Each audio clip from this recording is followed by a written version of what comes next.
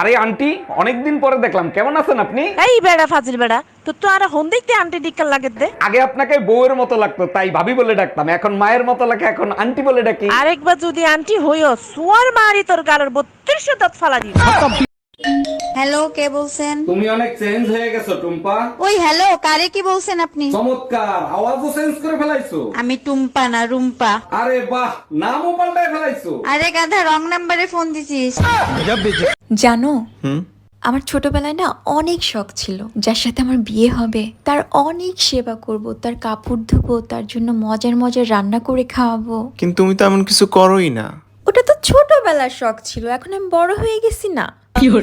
এই জানো আমার ভাইয়ের বিয়ে ঠিক হয়েছে বড়লোক এক ফ্যামিলির সাথে। সর্বনাশ হইছে, কুত্তর পেটে ঘি হইবে তো। বাজে কথা বলো না, ভাই বলছে যৌতুকে এরোপ্লেন চাইবে। বড় লোক মানুষ প্লেন দিতেই পারে, কিন্তু তোর 14 গোষ্ঠী মিলে এয়ারপোর্ট বানাইতে পারবি? আজকে আসতে এত রাত হলো কেন? কোন ভাবির সাথে ফষ্টি নষ্টি করতে গেছিলা? আর বইলো না, আসার সময় কতগুলো পেতনিতে আমারে ধরছে, তোমার নাম নেওয়ার সাথে সাথে ছেড়ে দিছে। আমার নাম নিছে আর তোমারে ছাইরা দিছে, ফাজলামো করো আমার সাথে। সত্যি, তোমার নাম নেওয়ার সাথে সাথে বলতিছে সাইডে দে, আমার দুলোভাই হয়।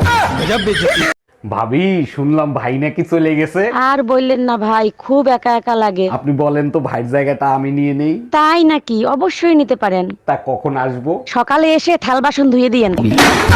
ভাবি, ছেলে হোক মেয়ে হোক, দুটি সন্তানই যথেষ্ট। আপনি 10টা বাচ্চা নিলেন কোন আক্কেলে? বিয়ের পর আপনার ভাই দরগায় মোমবাতি জ্বালাই আইছে যাতে তাড়াতাড়ি বাচ্চা হয়। ও আচ্ছা, তা ভাই কোথায়? ভাইরে দেখি না। আপনার ভাইরে দরগায় পাঠাইছি মোমবাতি নিভাইতে।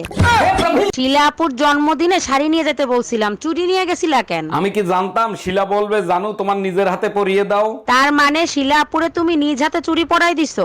ইস, যদি তোমার কথা মতো শাড়ি নিয়ে যাইতাম তাহলে নিজের হাতে পরাই দিতে পারতাম। হ্যালো, শোনো না। হ্যাঁ জান, বলো। জানো আজকে কি হয়েছে? কি হয়েছে জান? আমি দুপুরে ঘুমিয়েছিলাম, হ্যাঁ। বিড়াল এসে সব দুধ খেয়ে ফেলেছে। কেন, তুমি দুপুর রান্না করে ঘুমাও নাই? বাড়া, আমি রান্নাঘরে কথা বলছিলাম। বোকাচোদা।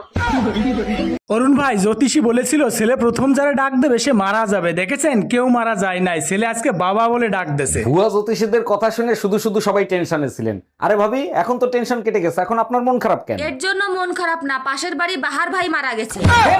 ভাইজান একটা টিকিট দেন তো। 3টা বাচ্চা নিয়ে একটা টিকিট কাটবেন? আরে ভাই, এদের একটার বয়স 2 বছর, একটার বয়স 1.5 বছর, একটার বয়স 1 বছর, এদের আবার টিকিট লাগে নাকি? ও ম্যাডাম, টিকিট নেবেন না ভালো কথা, বাচ্চাদের মাঝে 9 মাস গ্যাপ তো রাখবেন। কি ব্যাপার অরুণ সাহেব, আপনাকে রিলিজ দিচ্ছি, আপনি যাচ্ছেন না কেন? কি করে যাবো বলেন ডাক্তার, আপনি যে আমার মনটা চুরি করে নিয়ে গেছেন। এগুলো আপনি কি বলেন? আমি আপনার মন চুরি করতে যাব কেন? তাহলে আমার মনটা আমি খুঁজে পাচ্ছি না কেন? দেখেন, আমি আপনার মন চুরি করি নাই, কিডনি চুরি করছি। অরুণ ভাই, গরমের দিনকাল কেমন কাটতিছে? ভাবি তো দেখি আপনারে ভীষণ ভালোবাসে। আপনার ভাবির এত ভালোবাসা আমি সহ্য করতে পারতেছি না। এই গরমেও আমারে গরম পানি করে দেয় গোসল করার জন্য। এই কই তুমি, তাড়াতাড়ি আসো, তোমার গরম পানি ঠান্ডা হয়ে গেল তো। ভাবতেছি গরম যদি এইরকম পরে বিয়ে, তাইলে আরেকটা করব। তাই নাকি? বিয়ে করলে নতুন বউ কি তোমারে ঠান্ডা করে রাখবে? বউ ঠান্ডা করবে না, যৌতুকে এসি কুলার আর ফ্যান নেব। তুমি একবার যায় দেখো, বিয়ের আগেই তুমি ঠান্ডা হয়ে যাবা। অরুণ ভাই, এত সকাল সকাল কই যাচ্ছেন? ভাবি, বাইকে তেল ভরতে যাচ্ছি, ভাইয়ের হেলমেটটা একটু দেন তো।